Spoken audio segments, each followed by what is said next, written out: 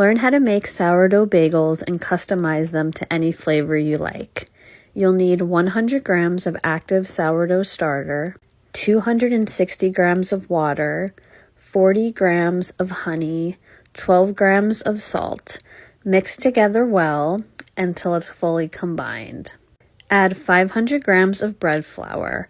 I use a Danish dough whisk to mix, but you can also use your hands. Once it's mostly combined, I'm going to use a stand mixer with a dough hook to knead the dough for 5 to 7 minutes, but you don't have to use one. You could do it by hand for 10 minutes. This is what it should look like after the 7 minutes. It's a much stiffer dough than when making sourdough bread. Next, I like to give it a little shaping. After this, you will let it sit out on your counter overnight or roughly 10 to 12 hours. Make sure to cover. Once your dough is ready, you can gently spread it out, but no need to spread it very thin, just enough to make it even. This recipe makes 8 bagels. Weighing them is optional, as you can just eyeball the size. Then you're going to roll them into little balls. I'm going to show you 2 ways to shape them once they're all rolled. Take a ball and gently spread it out long ways, as we will be rolling it into a rope.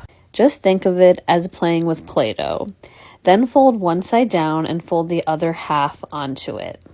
Roll it into a little rope or snake shape and just try to make it even. Flatten out one end and make it into the bagel shape, placing the other end on the flat end and pinch them together. Shape as needed to make them even. This is what we're going for, the way that this one looks. After I divided the dough, I realized I wanted to make half of them jalapeno cheddar, so I combined the 4 balls and simply added the inclusions. The second way to shape is a little easier. You will roll it into a ball and then just poke a hole in the center and shape around it to make it even. You'll want to make the center a little bit larger than you think, because as the dough rises, the hole will close up a little bit. Place them on a lined baking sheet and cover for 30 minutes. They should look and feel a little bit fluffier afterwards.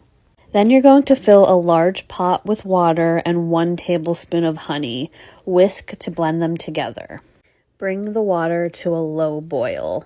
Carefully place bagels into the water one by one. Make sure not to overcrowd the pot. Boil 2 minutes per side and carefully remove and place back on the parchment paper. This is how they should look once they get out of the water. Then we do an egg wash and we whisk together an egg and 1 tablespoon of water and brush it onto the tops. This gives them a nice golden color when baking.